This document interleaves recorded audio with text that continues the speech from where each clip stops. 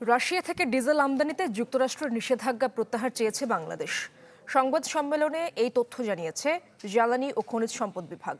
আর সংসদে জ্বালানি মন্ত্রী জানান, দেশে জ্বালানি সংকট নেই, মজুদ রয়েছে 2,18,000 মেট্রিক টন ডিজেল। ত্রয়োদশ জাতীয় সংসদের চলমান প্রথম অধিবেশনের কর্মসূচি অনুযায়ী প্রশ্নোত্তর পর্ব শেষে জরুরি জনগুরুত্বপূর্ণ বিষয়ে 300 বিধিতে বিবৃতি দেন জ্বালানি মন্ত্রী ইকবাল হাসান মাহমুদ টুকু। মাননীয় স্পিকার জানান, ইরান যুদ্ধের কারণে বিশ্বব্যাপী জ্বালানি পরিস্থিতি হুমকির মধ্যে পড়েছে। অনেক দেশে 25% পর্যন্ত দাম বেড়েছে, কিন্তু দেশে সংকট না থাকায় বাড়েনি দাম। বিশেষ করে মধ্যপ্রাচ্যের জ্বালানি মন্ত্রী অভিযোগ করেন, ভোক্তাদের আচরণ অস্বাভাবিক। ঘাটতির চেয়ে মজুদের মানসিকতার কারণে সমস্যা হয়ে দাঁড়িয়েছে।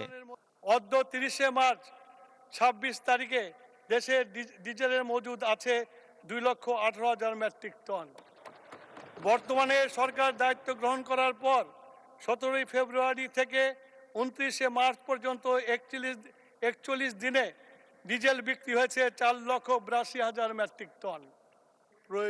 অবৈধ মজুতদার ও কৃত্রিম সংকটে জড়িতদের বিরুদ্ধে ব্যবস্থা নেয়ার হুঁশিয়ারি দেন মন্ত্রী।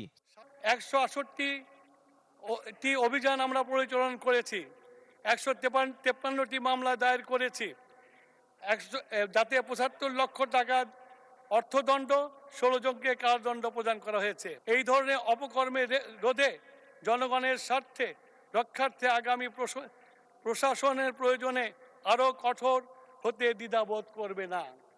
নগদ নিয়ে এলো হার না মানা হার অফার। সর্বনিম্ন 10,000 টাকা রেমিটেন্স নগদে পাঠালে থাকছে স্বর্ণের হার জেতার সুযোগ। এদিকে সচিবালয়ে জ্বালানি ও খনিজ সম্পদ বিভাগ জানায়, রাশিয়া থেকে ডিজেল আমদানিতে যুক্তরাষ্ট্রের নিষেধাজ্ঞা প্রত্যাহার চেয়েছে বাংলাদেশ। ঈদের আগের দিন রাত্রে খুব সম্ভবত এই মিটিংটা। নাফিউল ইসলাম লিংকন, চ্যানেল 24, ঢাকা।